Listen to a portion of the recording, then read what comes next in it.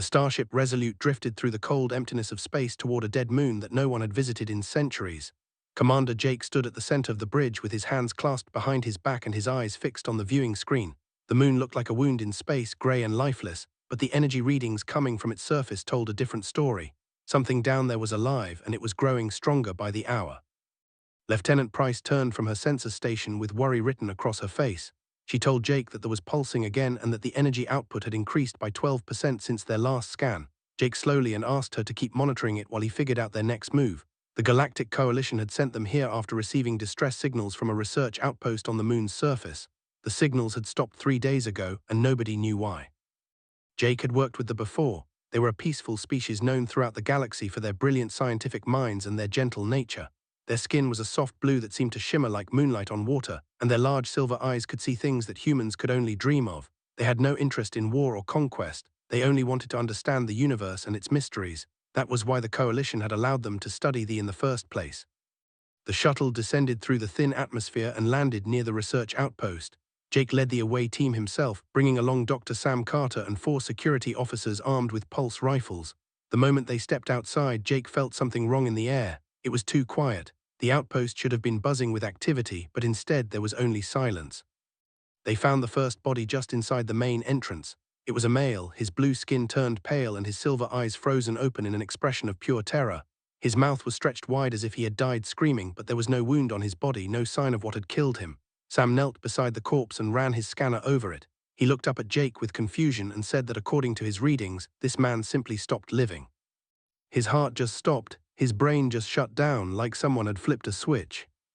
They found more bodies as they moved deeper into the outpost. 47 researchers in total, all of them dead in the same mysterious way. Some had fallen at their workstations, others had collapsed in the hallways, a few had gathered in the medical bay, perhaps hoping to find safety there, but death had found them anyway. Jake felt his stomach turn as he looked at their faces. Whatever had killed these people had not been quick or painless. They had died afraid.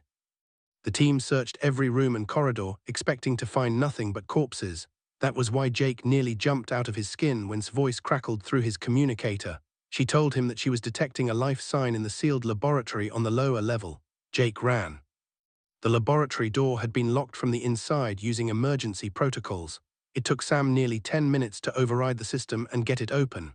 When the door finally slid aside, Jake stepped through with his weapon raised, ready for anything. He found her hiding beneath a desk in the corner of the room. She was young, even by standards, with delicate features and silver eyes that seemed too large for her face.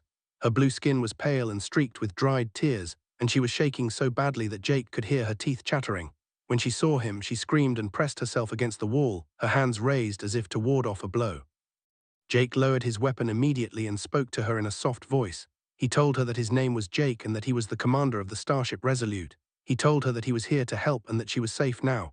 The girl stared at him for a long moment, her silver eyes searching his face for any sign of deception.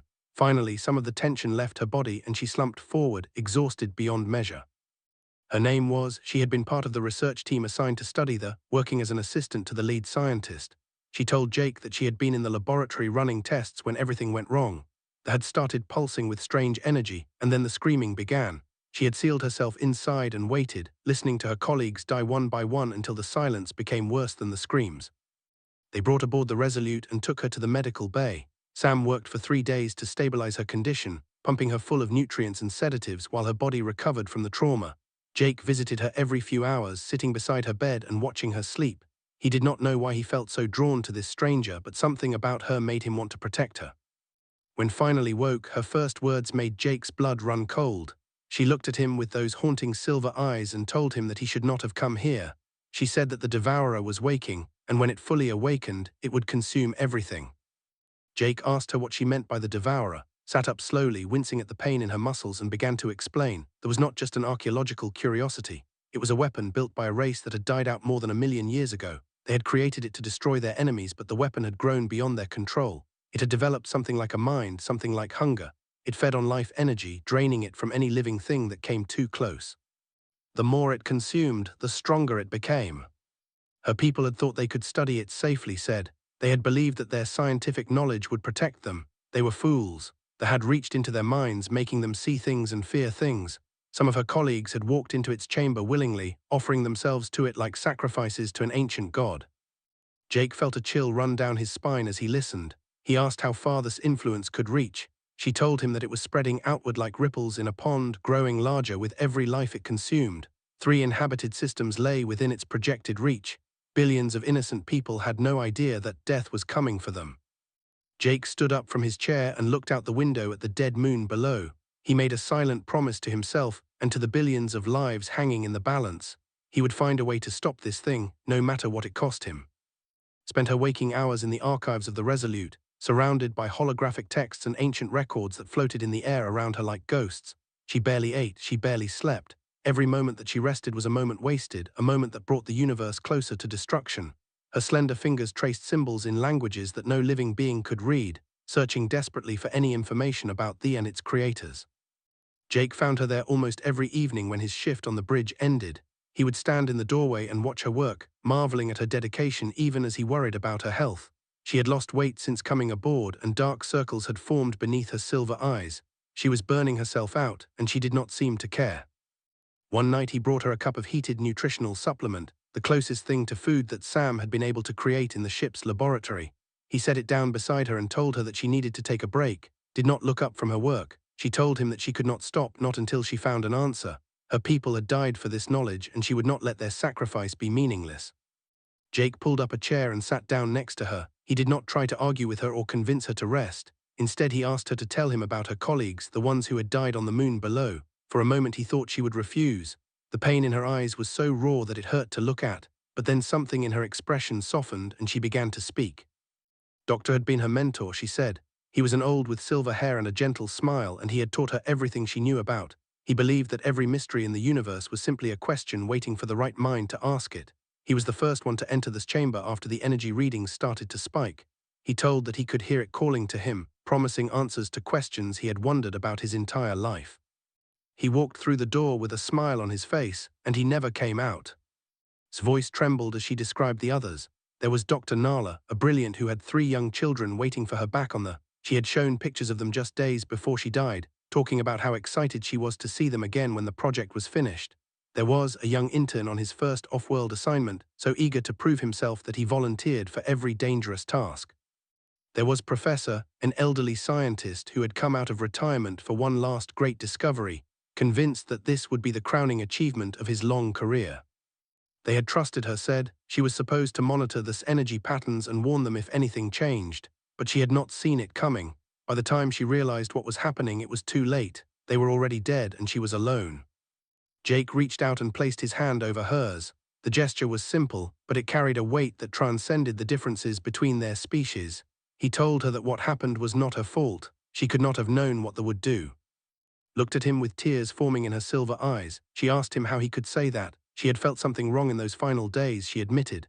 There had been whispers at the edge of her thoughts, shadows in her dreams. She had told herself it was nothing, just stress and exhaustion playing tricks on her mind. She had been wrong, and 47 people had paid for her mistake with their lives. Jake did not let go of her hand. He told her that blaming herself would not bring them back. The only thing she could do now was their memory by stopping them before it killed anyone else. They would find a way, he promised, together. Stared at him for a long moment. No one had ever spoken to her like this before. Her people valued self-reliance and personal responsibility. When something went wrong, you bore the burden alone. You did not share your pain with others or ask for help carrying it. But this human, this strange creature from a species she barely knew, was offering to share her burden without asking for anything in return. She did not know how to respond to that, so instead of speaking, she simply turned her hand over and intertwined her fingers with his. They sat together in silence, surrounded by the ghosts of the past, and for the first time since the nightmare began, felt something other than despair. The days that followed were filled with research and planning. Jake assembled a team of the ship's best scientists to help analyze the data she had collected. They worked around the clock, piecing together fragments of information like a puzzle with most of its pieces missing. The creators had left behind very little, but what they had left painted a terrifying picture. The weapon had been designed to end a war that had lasted for millennia. The creators had faced an enemy so powerful that nothing else could stop them, so they built the Devourer, a machine that could drain the life force from entire planets and use that energy to grow stronger. It worked. Their enemies were destroyed, consumed by the very weapon that was supposed to save the galaxy. But the Devourer did not stop there. It turned on its creators, hungry for more life to consume. They tried to shut it down, but it had grown too powerful. In the end, they could only seal it away on a dead moon at the edge of known space, hoping that no one would ever find it again. That hope had been in vain. They found it, and now the devourer was awake once more. Its hunger had been building for 1,000,000 years, and it would not rest until it had consumed everything in its path.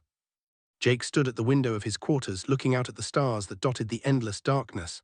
Somewhere out there, billions of people were going about their daily lives, completely unaware of the danger that was heading their way. They were counting on him to protect them, even though they did not know his name or his face. That was the burden of command, the weight that pressed down on his shoulders every single day. He heard the door open behind him and knew without turning that it was. She had started coming to his quarters in the evenings just to talk.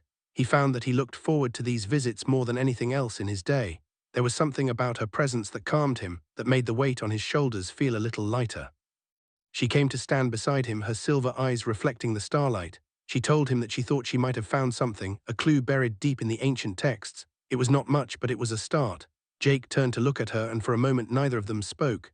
Then he smiled and told her that a start was all they needed. The situation grew worse with every passing day. This energy output doubled, then tripled, then continued climbing at a rate that made the ship's sensors struggle to keep up. Reports flooded in from nearby star systems describing mass hysteria and unexplained phenomena. People were seeing visions of darkness and death, waking from nightmares they could not remember but could not forget. Some had stopped eating. Others had stopped speaking entirely, sitting in corners and at nothing with empty eyes. The Galactic Coalition sent reinforcements, 3 more warships and a team of specialists who claimed to have experience with ancient technology. They studied them from orbit and ran countless tests and simulations. None of it helped. The specialists admitted after a week that they had never seen anything like this before. They had no idea how to stop it. Jake called meeting after meeting, gathering everyone who might have useful knowledge or ideas. The conference room became a war room filled with holographic displays and tactical projections, but no matter how many plans they discussed, they always reached the same conclusion. It was too powerful. It could not be destroyed by conventional weapons, and getting close enough to try would mean death for anyone who made the attempt. Attended every meeting but said little. She spent most of her time at a fragment of ancient text on her, reading the same passage over and over again. Jake noticed but did not press her. He knew she would speak when she was ready. That moment came 3 weeks after their arrival at the dead moon. Stood up during an emergency briefing and announced that she had found a way to destroy the. Every eye in the room turned to her, and the chatter died away into silence. She explained that the fed on life energy, but it could also be overloaded. The ancient text described a method used by the creators in their final desperate attempt to stop the weapon they had built. If someone with sufficient psychic resonance entered this core and released their entire life force at once, the resulting feedback would tear the apart from within. It was like feeding a fire too much fuel at once. The fire would consume itself and burn out. Jake felt his heart sink as he listened. He asked what psychic resonance meant, even though he already suspected the answer. Told him that it was a measure of mental energy, the ability to project thoughts and emotions across space. Some species had very little psychic ability, others had a great deal. They were the most psychically sensitive species in known space, which was why they had been chosen to study the in the first place. Spoke up from across the table. She asked if was saying that only it could destroy the slowly, and admitted that it was more specific than that. Among all the, she had the highest psychic resonance score ever recorded. That was why she had been assigned to the research team. That was why she had survived when everyone else had died. They could not consume her because her mind was too strong to be taken by force, but she could use that strength to destroy it from within. The room erupted in argument. Some people demanded that they find another way, insisting that there had to be an alternative they had not considered. Others pointed out that they were running out of time, that this influence was spreading than anyone had predicted. A few remained silent, unable to meet eyes because they knew what she was proposing and could not bear to think about it. Jake said nothing throughout the debate. He sat in his chair with his hands folded on the table, watching with an expression that revealed nothing of what he was thinking. When the shouting finally died down, he asked a single question. He asked her if she was certain that this was the only way. Met his gaze without flinching. She told him that she had spent every moment since her rescue thinking about this problem. She had run every calculation and considered every alternative. There was no other way. One life for billions was simple mathematics. The meeting ended without a resolution. People filed out of the conference room in small groups, talking in hushed voices about what they had heard. Jake remained seated until only he and were left. Then he stood up and walked out without saying a word. Returned to her quarters and sat on the edge of her bed at the wall. She had expected this reaction. She had known that the humans would not understand. Her people believed that sacrifice was the highest form of, that giving your life for others was the most noble thing anyone could do. She was not afraid to die. She was only afraid that she would fail. The knock on her door came an hour later. She knew who it was before she opened it. Jake stood in the corridor with his arms crossed and his jaw set in a hard line. He told her that he knew she had already made up her mind. She admitted that he was right and asked if he had come to try to change it. Jake stepped into her quarters and let the door close behind him. He said that he was not there to argue with her about mathematics or sacrifice. He was there because he refused to accept that death was the only answer. There was always another way. You just had to be stubborn enough to find it. Shook her head and told him that he was being irrational. One life for billions was not a difficult equation. Anyone could see that the numbers made sense, but Jake moved closer, close enough that she could see the gold flecks in his brown eyes. He told her that people were not numbers. Her life had value beyond what she could sacrifice. She asked him what value her life could possibly have. Her purpose had been to study there, and she had failed. Her colleagues were dead because of her failure. Let her at least do this one thing right. Let her death mean something. Jake reached out and took her hand in his. He said that what she was describing was not purpose. It was guilt looking for a way out. She was not trying to save the universe. She was trying to punish herself for something that was never her fault. Felt tears burning in her eyes. No one had ever spoken to her like this. No one had ever seen through her so completely. She wanted to argue with him, to insist that he was wrong, but the words would not come. Because deep down, in a place she had tried very hard to ignore, she knew that he was right. She asked him what he expected her to do. She could not just stand by and watch the destroy everything. Jake told her that he did not expect her to stand by. He expected her to fight. But fighting did not mean throwing her life away. Fighting meant finding a way to win and survive. Pulled her hand free and turned away from him. She said that there was no way to win and survive. The ancient texts were clear about that. Jake told her that ancient texts were written by people who had already given up. Maybe they had missed something. Maybe they had not tried hard enough. He was not ready to surrender yet, and he would not let her surrender either. He left her quarters with those words hanging in the air between them, stood alone in the silence, feeling something strange stirring in her chest. It took her a long time to recognize it for what it was: hope. Waited until the night cycle when most of the crew was asleep and the corridors were empty. She moved through the ship like a ghost, avoiding the few crew members who were still on duty.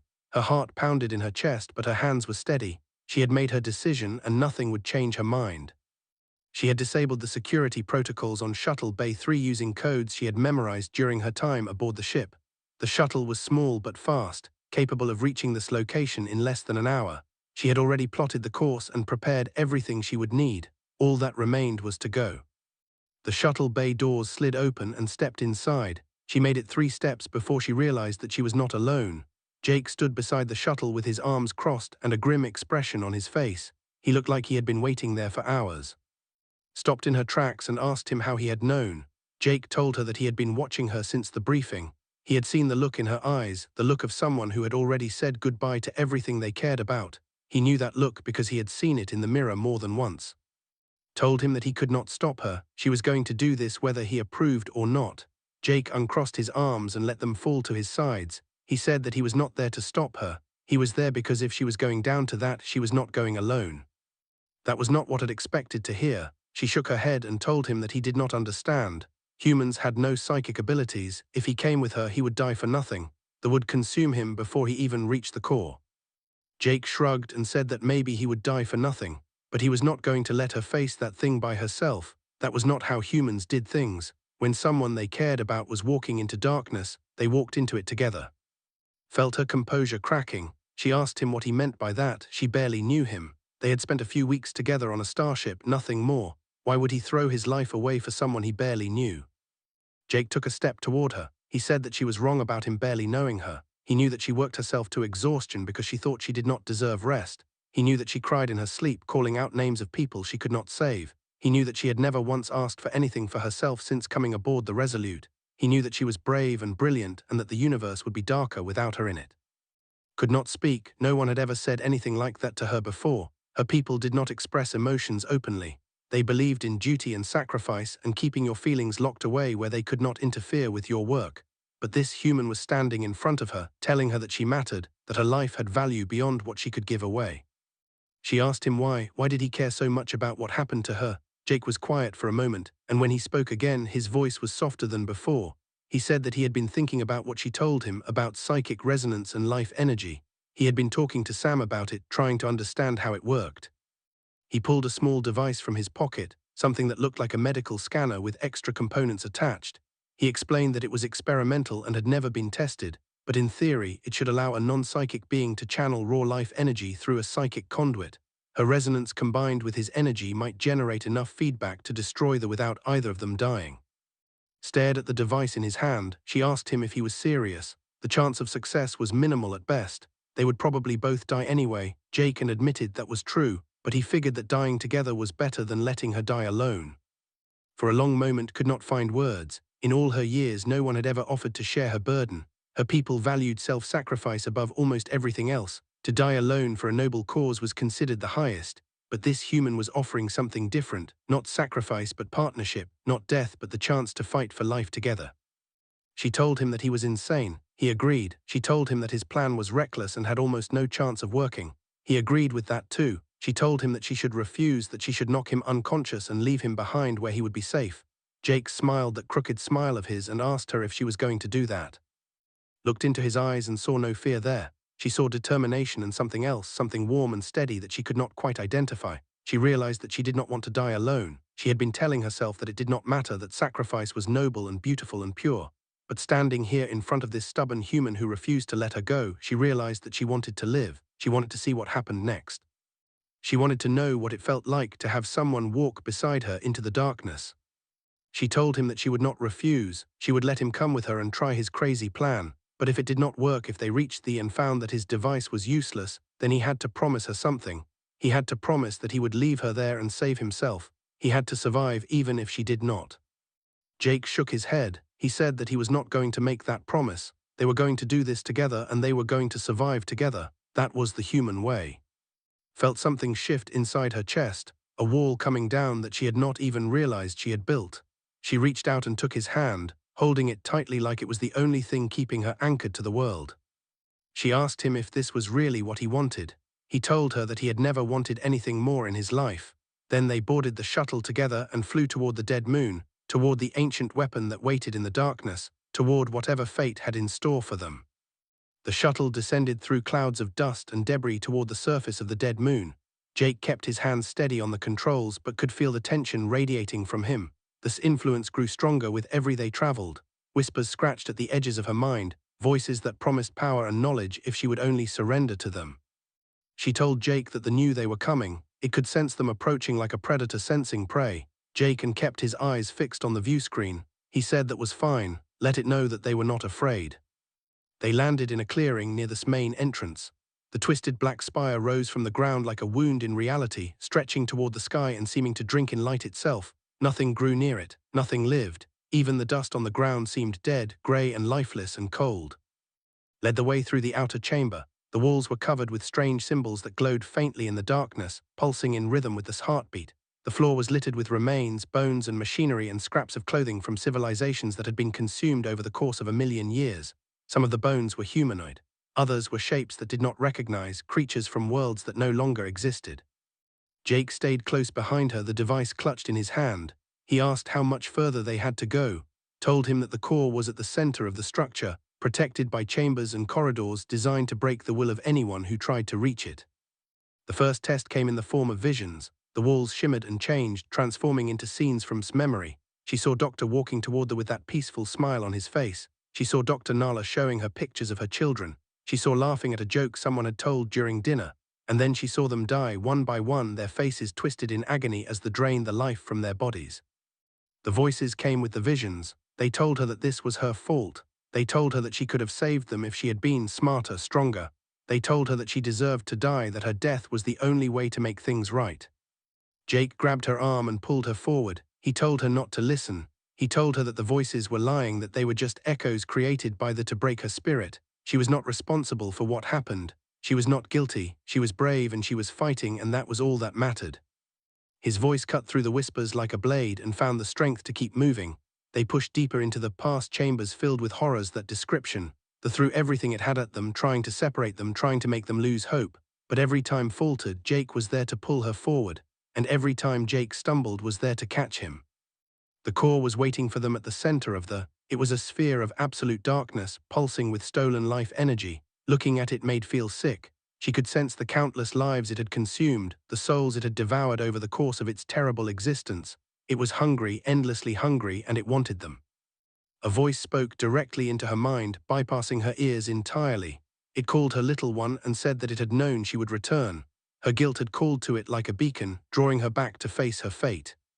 Spoke aloud, refusing to communicate with the on its own terms. She told it that she was not there to surrender, she was there to destroy it. The darkness laughed. It asked what she thought she could do against it. It had devoured gods and empires. It had consumed civilizations that had been old when her species was still learning to walk upright. She was nothing, she was prey. Jake stepped forward and activated the device. He told her that there was a funny thing about humans, they did not know when to quit. This attention shifted to him and felt something like surprise emanating from its core. It asked what he was, this creature with no psychic ability and no cosmic significance. It called humans barely evolved animals and said that they were prey, nothing more. Jake smiled that crooked smile of his. He said that maybe humans were prey, but prey sometimes fought back. The connection formed between them and gasped at the sensation. It was like nothing she had ever experienced before. She could feel everything Jake was feeling, his fears and his hopes and his memories. She felt his love for his crew and his anger at injustice and his stubborn refusal to accept the unacceptable. And beneath all of that, she felt something that she had never encountered in any other being. It was a fire that burned without consuming, a light that refused to go out no matter how much darkness surrounded it. Her people had a word for it, but that word seemed inadequate now. It was hope, but it was more than hope. It was the absolute certainty that tomorrow could be better than today, that darkness was never permanent, that life would always find a way. She told Jake to do it now, and together they released everything they had. The feedback was immediate and devastating. The screamed, a sound that existed in dimensions beyond normal hearing. The darkness writhed and twisted, trying to absorb the energy being forced into it, but there was too much. It was like forcing water through a pipe that was too small. Something had to break. Jake fell to his knees and felt his life force draining away through the connection. Without thinking, she did something that should have been impossible. She redirected the flow, taking more of the burden onto herself, protecting him even as the began to tear itself apart. Jake realized what she was doing and tried to stop her. He told her not to do this, not to sacrifice herself for him, but just smiled and told him that he had saved her life. Now she was saving his. The light that erupted from the core was visible from orbit. The crew of the Resolute watched in horror and wonder as the ancient weapon shattered, its fragments scattering across the surface of the dead moon in a cascade of released energy. When the rescue team reached the chamber, they found Jake unconscious but alive. He was cradling's limp body in his arms, his face streaked with tears. She was barely breathing. Her silver eyes were dim, but she was alive. 3 months later, stood at the observation window of Coalition Station Prime, watching ships come and go.